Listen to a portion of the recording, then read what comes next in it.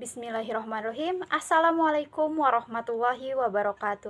Halo semuanya, kami dari kelompok 3 kelas 14 manajemen akan mempresentasikan tentang pajak, yaitu materi dari matematika ekonomi dan bisnis. Pertama-tama kita perkenalan dulu ya. Perkenalkan, nama saya Nabila Nur Ajijah. Saya di sini beserta 5 rekan saya, yaitu Atep Sihabudin, Gania Fasyanus Safitri, Osama Akbar Ramadan, Sinta Dewi, dan Yudhistira Muhammad Ramadan.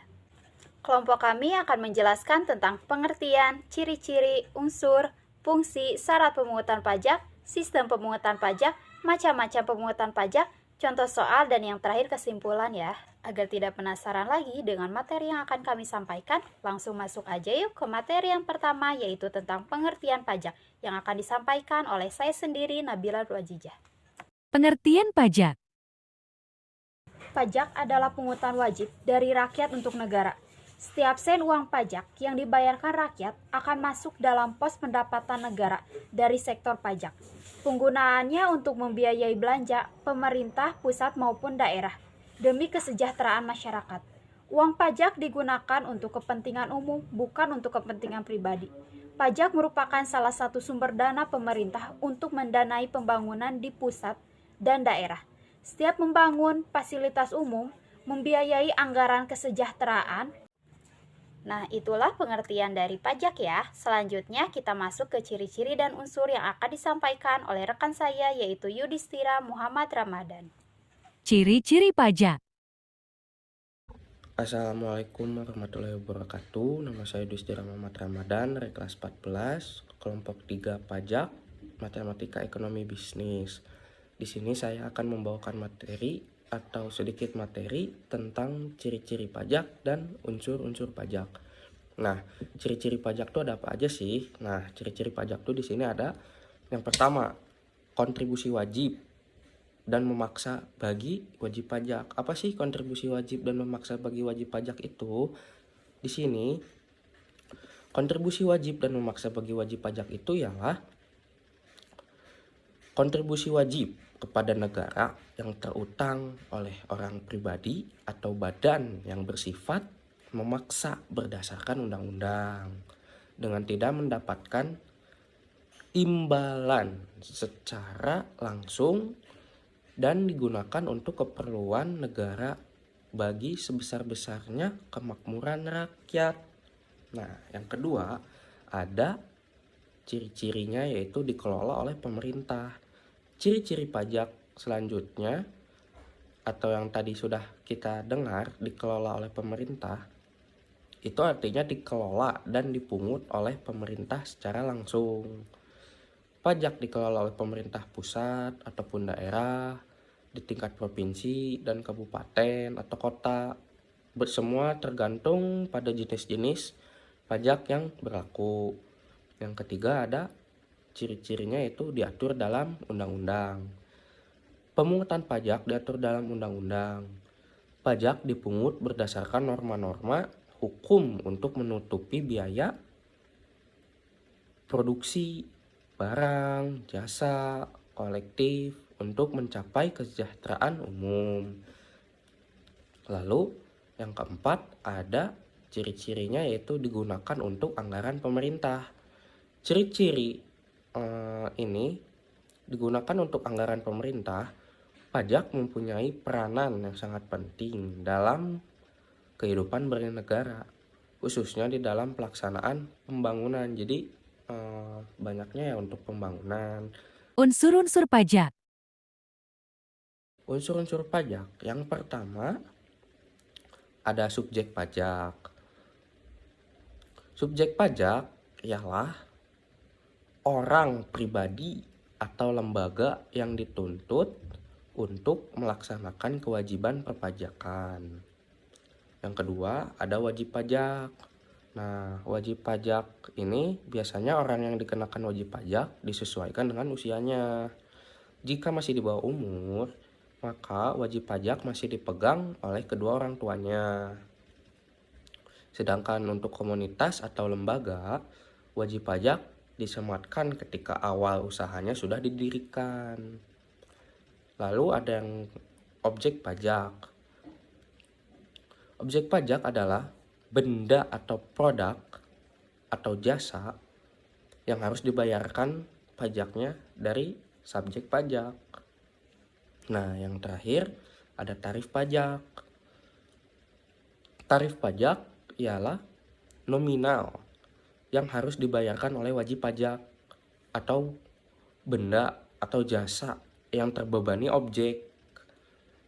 Besaran tarif pajak sangat bervariasi dan umumnya berbeda satu sama lain. Tarif pajak ini dibagi lagi menjadi 4, yaitu tarif pajak progresif, degresif, proporsional, dan tarif pajak yang nominalnya tetap berapapun nilai objek pajaknya. Ya, mungkin sekian materi yang bisa Yudi sampaikan. Mohon maaf bila ada kekurangan. Wassalamualaikum warahmatullahi wabarakatuh. Jadi kalian udah tahu kan apa itu pengertian, ciri, dan unsur pajak. Nah, selanjutnya kita akan menjelaskan tentang fungsi dan syarat pemungutan pajak yang akan disampaikan oleh rekan saya yang bernama Gania Fasyanus Safitri. Fungsi pajak. Fungsi pajak. Fungsi pajak di Indonesia sejatinya memiliki 4 fungsi. Yang pertama, fungsi anggaran. Pajak memiliki fungsi untuk membiayai pengeluaran negara seperti menjalankan tugas-tugas rutin negara dan melakukan pembangunan. Yang kedua, fungsi mengatur. Dengan fungsi ini, pajak digunakan sebagai alat untuk mencapai tujuan. Contohnya dalam rangka meningkatkan angka penanaman modal baik dalam negeri maupun luar negeri. Yang ketiga, fungsi stabilitas. Adanya pajak membantu pemerintah dalam memiliki dana untuk menjalankan kebijakan yang berhubungan dengan stabilitas harga sehingga inflasi dapat dikendalikan. Yang keempat, fungsi restribusi pendapatan. Pajak digunakan untuk membiayai semua kepentingan umum sehingga dapat membuka kesempatan kerja yang akhirnya dapat meningkatkan pendapatan masyarakat. Selanjutnya ada syarat pemungutan pajak. Berikut ini 5 syarat pemungutan pajak di Indonesia. Yang pertama, syarat keadilan. Landasan keadilan merupakan syarat yang harus dipenuhi untuk mencapai keadilan bagi masyarakat. Contohnya, setiap warga negara yang memenuhi syarat sebagai wajib pajak haruslah menyetorkan pajaknya. Yang kedua, syarat yuridis. Salah satu undang-undang yang mengatur pemungutan pajak adalah Undang-Undang Nomor 28 Tahun 2007 tentang Ketentuan Umum Perpajakan. Dengan adanya pengaturan dalam bentuk undang-undang, pemerintah memberikan jaminan hukum bagi terlaksananya aktivitas pemungutan pajak. Yang ketiga, syarat ekonomis. Pemungutan pajak tidak boleh mengganggu aktivitas perekonomian yang dapat mengakibatkan kelesuan perekonomian nasional sehingga contohnya pemungutan pajak tidak boleh mengganggu aktivitas produksi. Keempat, syarat finansial. Pemungutan pajak harus dilakukan dengan efisien dan efektif. Efisien maksudnya pemungutan pajak harus dilakukan dengan mudah, tepat sasaran, tepat waktu, dan biaya minimal. Efektif artinya pemungutan pajak harus membawa hasil sesuai perhitungan yang telah dilakukan. Yang terakhir, kelima, syarat sederhana. Sistem pemungutan pajak yang sederhana akan membantu wajib pajak dalam melaporkan pajak mereka dan mendorong masyarakat memenuhi kewajiban perpajakan. Dengan demikian, pemasukan negara dari pajak akan meningkat. Nah, bertambah lagi dong ilmu yang kita dapatkan. Selanjutnya, kita masuk ke sistem dan macam-macam pemungutan pajak ya, yang akan disampaikan oleh rekan saya yaitu Atep Syabudin. Sistem pemungutan pajak. Assalamualaikum warahmatullahi wabarakatuh. Perkenalkan, nama saya Atep Syabudin. Di sini saya akan menjelaskan sistem pemungutan pajak. Sistem pemungutan pajak terbagi menjadi 3, yaitu Self-Assessment System, Official Assessment System, Withholding Assessment System. Self-Assessment System yaitu sistem pemungutan pajak dengan wajib pajak aktif dalam daftar sampai dengan menghitung, sampai membayar, sampai dengan laporan bukti pembayaran atau SPT. Sedangkan Fiskus atau pemerintah bertugas untuk mengawasi pemungutan pajak. Contoh pajak yang menggunakan sistem assessment system yaitu PPH atau pajak penghasilan. Kedua, Official Assessment System yaitu sistem pemungutan Fiskus atau pemerintah yang cenderung lebih aktif Artinya, wajib pajak hanya menerima tagihan pajak dari pemungutan pajak setempat. Kemudian, wajib pajak membayar. Contoh yang menggunakan Official Assessment System yaitu pajak bumi dan bangunan atau PBB. Withholding Assessment System adalah sistem pemungutan pajak. Ini dilakukan oleh pihak ketiga. Misalkan di pajak pertambahan nilai, kita yang membayar pajak, namun secara administratif perpajakan akan dilakukan oleh pihak ketiga. Dalam hal ini, perusahaan kena pajak. Contohnya yaitu seperti kita membeli suatu produk dari minimarket dan warung. Kalau di warung, kita membeli sebuah produk dengan harga tersebut tidak akan dikenakan pajak. Sedangkan kalau di minimarket, kita otomatis dikenakan pajak pihak ketiga yang dikolektif untuk membayarkan pajak untuk langsung dimasukkan ke kas negara. Jenis-jenis pajak. Jenis-jenis pajak. Jenis pajak terbagi menjadi dua, yaitu pajak pusat dan pajak daerah.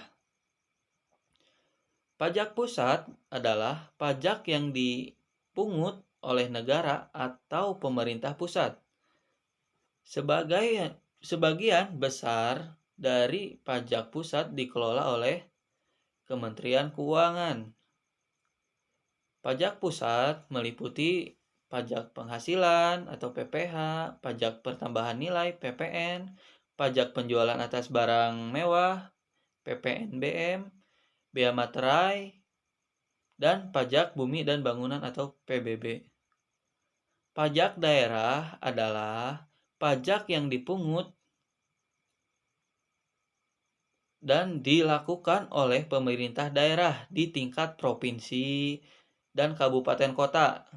Pajak daerah meliputi pajak kendaraan bermotor, bea balik nama kendaraan bermotor, pajak bahan bakar, pajak air permukaan, pajak rokok, dan sebagainya. Sementara itu, berdasarkan sifatnya, jenis pajak dibagi menjadi dua. Satu, yaitu pajak langsung. Pajak yang dikenakan pada wajib pajak secara berkala, baik perorangan maupun badan usaha. Contohnya yaitu pajak penghasilan dan pajak bumi dan bangunan. Yang kedua adalah pajak tidak langsung.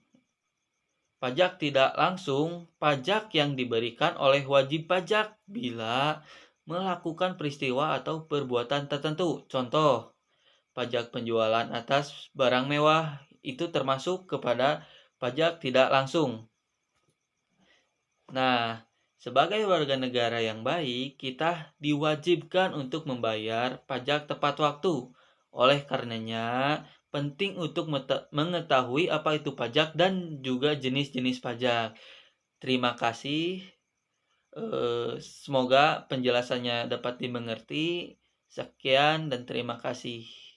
Tadi kami sudah menjelaskan tentang pengertian, ciri-ciri, unsur, fungsi, syarat, sistem, macam-macam pemungutan pajak. Nah, selanjutnya kita masuk ke tarif dan kendala yang akan disampaikan oleh rekan saya, yaitu Sinta Dewi. Tarif pajak. Assalamualaikum warahmatullahi wabarakatuh. Perkenalkan, nama saya Sinta Dewi. Di sini saya akan membahas tentang tarif pajak dan kendala pajak. Pembahasan pertama yaitu tentang tarif pajak. Jadi, apa sih tarif pajak itu? Ada yang udah tahu atau mungkin udah ada yang pernah baca atau dengar?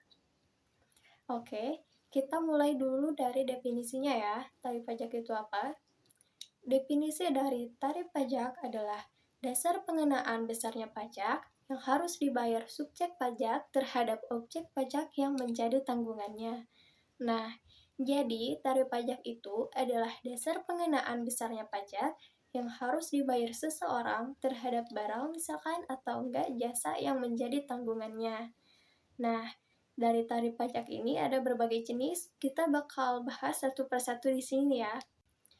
Oke, yang pertama kita bakalan bahas dulu dari tarif pajak proporsional atau seimbang. Tarif pajak proporsional atau seimbang di sini adalah tarif pajak yang dikenakan besarnya itu sama. Seberapapun besarnya PKP atau penghasilan kena pajak, maksudnya tarif pajak proporsional menggunakan presentasi tetap seberapapun jumlah objek pajaknya. Jadi, bisa digambarkan kalau besar pajak proporsional ini berbanding lurus dengan jumlah objek pajak. Contohnya misalkan PPN 10% dan PBB 0,5% dari berapapun jumlahnya. PPN 10%. Jadi, misalkan kalau kita membeli barang seharga 1 juta, tetap aja yang dikenainya itu 10%. Atau misalkan mau beli berapapun, pokoknya ketika kita belanja, ketika kita beli barang yang kena PPN, pasti jumlahnya itu 10%, ya kan? Karena memang itu tuh udah seimbang. Atau kayak PBB, mau harga tanah atau rumahnya itu 1 miliar, mau harga rumahnya cuma 100 juta, cuma 50 juta, tetap aja yang dikenainya itu 0,5% dari berapapun jumlahnya. Selanjutnya, yang kedua ada tarif pajak progresif. Nah, tarif pajak progresif ini beda dengan tarif pajak sebelumnya atau proporsional. Karena pajak di sini yang dibayarkan akan semakin naik atau bertambah ketika pengenaan pajaknya semakin banyak. Contohnya, sesuai dengan pasal 17 ayat 1 Undang-Undang PPH, seseorang yang punya penghasilan wajib pajak pribadi dari 0 sampai 50 juta, tarif pajak yang dikenakannya itu 5%. Nah, kalau misalkan lebih dari 50 juta sampai 250 juta, itu 15%. Terus kalau lebih dari 250 juta sampai 500 juta, itu 25%. Dan di atas 500 juta, itu adalah 30%.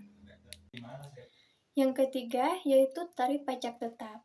Tarif pajak tetap ialah tarif pajak yang ditetapkan dalam nilai rupiah tertentu yang jumlahnya tidak berubah atau tetap. Kalau yang dua tadi tuh kan gak pernah tetap, kayak misalkan yang tarif pajak proporsional, walaupun pajaknya tetap 10%, tapi kita bayarnya nggak akan tetap kan, segimana kita belinya. Dan yang progresif tadi juga nggak tetap, karena ditentukan dari penghasilan. Nah, tarif pajak tetap ini ya emang tetap nilai yang harus dibayarnya. Misalkan, materai atau bea materai yang memiliki tarif pajak 10.000 yang berlaku sejak tahun 2021 dan tidak akan berubah. Yang keempat atau yang terakhir yaitu tarif pajak degresif atau tarif pajak yang dimana presentasinya ini akan semakin kecil atau berkurang ketika jumlah objek yang akan kena pajak itu semakin besar atau PKP-nya itu semakin besar. Contohnya itu bea cukai. Hal ini dimaksudkan untuk meningkatkan pertumbuhan ekonomi dan melindungi Indonesia dari masuknya barang-barang yang terkena larangan dan pembatasan. Sebagai contoh, persentase tarif untuk dasar pengenaan pajak sebesar 10 juta akan lebih kecil daripada persentase tarif untuk dasar pengenaan pajak sebesar 5 juta. Kendala pajak. Selanjutnya, pembahasan yang kedua yaitu tentang kendala. Nah, apakah kalian tahu ternyata dalam pemungutan pajak itu terdapat beberapa hambatan atau kendala yang sering terjadi? Nah, hambatan-hambatan yang muncul akan dibahas satu persatu di sini. Yang pertama, yaitu perlawanan pasif. Yang dimaksud adalah perlawanan yang inisiatifnya bukan dari wajib pajak itu sendiri, melainkan terjadi karena keadaan yang ada di sekitar wajib pajak. Hambatan-hambatan tersebut berasal dari struktur ekonomi atau perkembangan moral dan intelektual penduduk, serta teknik dalam pemungutan pajak itu sendiri. Hambatan yang kedua yaitu perlawanan aktif terhadap pajak. Yang dimaksud adalah perlawanan yang inisiatifnya berasal dari wajib pajak itu sendiri. Hal ini merupakan usaha dan perbuatan yang secara langsung ditujukan kepada pemerintah yang bertujuan untuk menghindari pajak atau mengurangi pajak. Hambatan yang ketiga adalah lemahnya penegakan hukum terhadap kepatuhan membayar pajak bagi penyelenggara negara. Yang keempat, yaitu kurangnya atau tidak adanya kesadaran masyarakat. Dan yang kelima atau yang terakhir, yaitu kesulitan untuk mendapatkan data terhadap pembayaran pajak. Selanjutnya, kita langsung masuk aja ke contoh soal dan kesimpulan ya, yang akan disampaikan oleh rekan saya yaitu Osama Akbar Ramadan. Contoh soal materi pajak. Assalamualaikum warahmatullahi wabarakatuh. Perkenalkan, saya Osama Akbar Ramadan. Saya dari kelas 14 manajemen ya. Di sini saya akan menjelaskan tentang contoh soal dan kesimpulan juga. Namun yang pertama itu contoh soal, dan sekarang kita akan masuk ke pembahasannya dulu ya. Yaitu pajak adalah jenis pungutan pemerintah terhadap produsen atau penjual, sehingga beban pajak akan menambah besarnya biaya yang harus dipikul oleh produsen atau penjual. Akibatnya, harga yang ditawarkan akan naik. Kenaikannya pun sebesar pajak yang dibebankan. Lalu fungsi penawaran sebelum dikenakan pajak yaitu rumusnya P sama dengan F. Lalu ada Q dalam kurung fungsi penawaran setelah dikenakan pajak, rumusnya yaitu P sama dengan F dalam kurung Q plus T. Maka keseimbangan pasarnya adalah dengan memecahkan fungsi persamaan penawaran sebelum dan sesudah pajak, total pajak yang diterima pemerintah, lalu rumusnya yaitu T sama dengan pajak XQ, lalu pajak yang ditanggung konsumen rumusnya adalah T sama dengan buka kurung PET dikurang PE tutup kurung XQT. Lalu pajak yang ditanggung oleh produsen rumusnya adalah T sama dengan T pemerintah dikurang T konsumen. Nah, setelah itu kalian bisa baca sisanya ya, yang saya tempel di belakang video ini. Nah, di sini kita akan langsung masuk ke contoh soalnya ya. Kan tadi udah pembahasannya, tinggal dibaca sisanya. Nah, ini contoh soalnya seperti ini bunyi. Jika fungsi permintaan akan beras dan fungsi penawaran akan beras yang diberikan sebagai berikut, yaitu PD sama dengan 120 dikurang Q dan PS sama dengan 20 plus Q, sedangkan pemerintah mengenakan pajak sebesar 40 setiap unit beras yang diproduksinya. Lalu sekarang kita tentukan A. Nilai keseimbangan pasar sebelum pajak. B. Nilai keseimbangan pasar setelah pajak. C. Total pajak yang dibayar oleh pemerintah. Lalu D. Besarnya pajak yang ditanggung oleh produsen. E. Besarnya pajak yang ditanggung oleh konsumen. Nah, di sini kita akan menjawabnya ya. Yaitu dari A dulu ya. Dari A itu kita dari soal yang sudah dijelaskan di atas itu kita masukkan aja rumusnya, rumus soal yang udah diberikan itu. PD 120 dikurang Q, PS 20 plus Q, T 40. Jadi A nilai keseimbangan pasar sebelum pajak yaitu PD sama dengan PS 120 dikurang Q sama dengan 20 plus Q. Lalu di bawahnya min 2Q sama dengan min 100. Di bawahnya ada Q sama dengan 50. Maka PD-nya yaitu 120 dikurang Q sama dengan 120 dikurang 50. Hasilnya yaitu 70. Lalu PS-nya yaitu 20 plus Q sama dengan 20 plus 15. Hasilnya yaitu 70. Jadi nilai keseimbangan pasar sebelum pajak adalah P dan Q itu 7,5 ya. Lalu kita masuk ke persoalan nomor B. Nilai keseimbangan pasar setelah pajak ya. PD 120 dikurang Q, PS 20 plus Q, PST 20 plus Q plus T, PST 20 plus Q plus 40, PST 60 plus Q. Rumus keseimbangan pasar setelah dikenakan biaya pajak adalah PD sama dengan PST. Di situ kita masukin rumusnya dulu. Lalu 120 dikurang Ki sama dengan 60 plus Ki-T. Min 2 Ki sama dengan 60 dikurang 120. Ki sama dengan 30 ya. Maka hasil PD itu yaitu setelah dijumlahkan PD sama dengan 120 dikurang Ki sama dengan 120 dikurang 30, hasilnya yaitu 90. Sedangkan PST yaitu 60 plus Ki-T sama dengan 60 plus 30, hasilnya 90. Jadi nilai keseimbangan pasar setelah pajak P dan Ki yaitu 90 dan 30. Lalu kita lanjut ke bagian C-nya ya. Total pajak yang dibayar oleh pemerintah.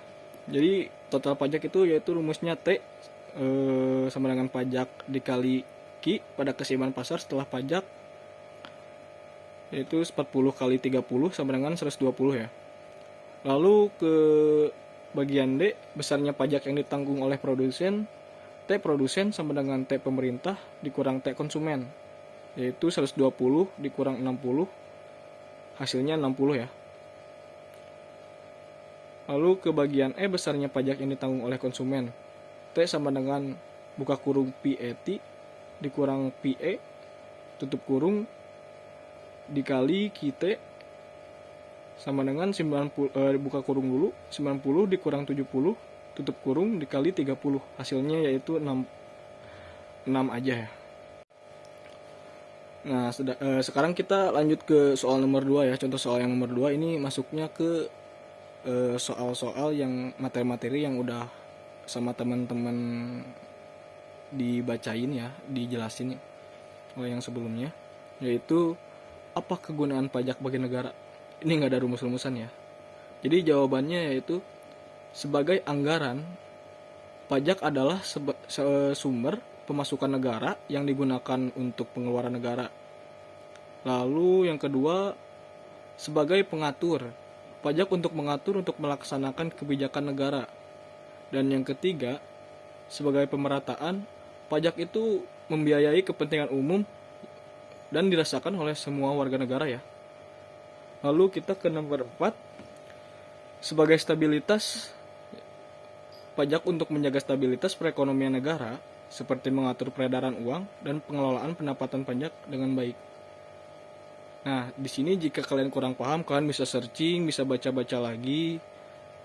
Ini hanya hanya gambarannya saja ya, untuk lebih update-nya atau lebih ingin tahunya gitu, bisa searching di Google aja atau di Chrome. Nah, sekian dari saya. Maaf bila ada kesalahan kata. Wa taufiq wal hidayah. Wassalamualaikum warahmatullahi wabarakatuh. Nah, itulah penjelasan yang telah kami sampaikan ya. Kami berharap apa yang telah kami sampaikan dapat bermanfaat untuk kita semuanya. Dan kami memohon maaf apabila ada kesalahan kata dalam penyampaian materi. Karena kesalahan datangnya dari diri kami sendiri dan kesempurnaan hanyalah milik Allah Subhanahu wa taala. Akhir kata, wabillahi taufiq wal hidayah. Wassalamualaikum warahmatullahi wabarakatuh. Kesimpulan. Pajak adalah iuran wajib rakyat kepada kas negara berdasarkan undang-undang yang dapat dipaksakan dengan tiada mendapat jasa timbal balik kontraprestasi yang langsung dapat ditunjukkan dan yang digunakan untuk membayar pengeluaran umum. Tengah dinilai tak ideologi.